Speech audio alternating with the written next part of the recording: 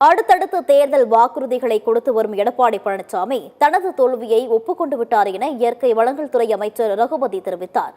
புதுக்கோட்டை புதிய பேருந்து நிலையம் அருகே என் ஊர் என் கனவு திட்டம் இலக்கு 2030 தயாரிப்பதற்கான மாவட்ட அளவிலான கலந்தாய்வு கூட்டம் மாவட்ட ஆட்சியர் அருணா தலைமையில் நடைபெற்றது.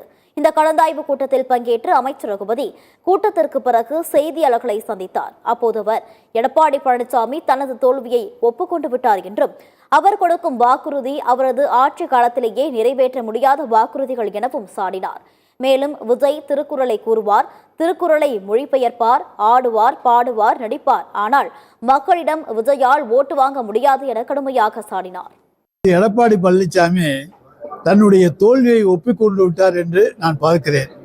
ஏனென்றால் அவர் கொடுக்கிற வாக்குறுதிகள் அவருடைய காலத்தில் நிறைவேற்ற முடியாதவை. அவை நிறைவேற்ற முடியாது என்று சொன்ன வாக்குறுதிகளை அவர் இப்பொழுது திரும்ப திரும்ப சொல்லிக் கொண்டிருக்கின்றார்.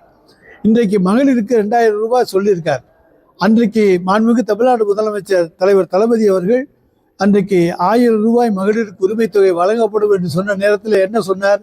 மகளிருக்கு ஏமாற்ற பார்க்கிறார், சின்ன குழந்தைகளுக்கு மிட்டாய் கொடுத்து ஏமாற்றுவதை போல ஏமாற்ற பார்க்கிறார். ஒரு காலத்திலும் 1000 ரூபாய் கொடுக்க முடியாதுன்னு சொன்னவர் தான் எடப்பாடி பழனிசாமி. அப்படி எல்லாவற்றையும் அன்றைக்கு சாத்தியமில்லை என்று சொன்ன வாய்தான் இன்றைக்கு இதையெல்லாம் கொண்டு வரப்போகிறேன் என்று சொல்லுகிறது என்று சொன்னால் அவர் முழுக்க பொய் சொல்லுகிறார். அவரால் இதில் ஒன்றை கூட அவரால் நிறைவேற்ற முடியாது. அவருடைய காலத்திலும் எதையுமே அவர் நிறைவேற்றவில்லை.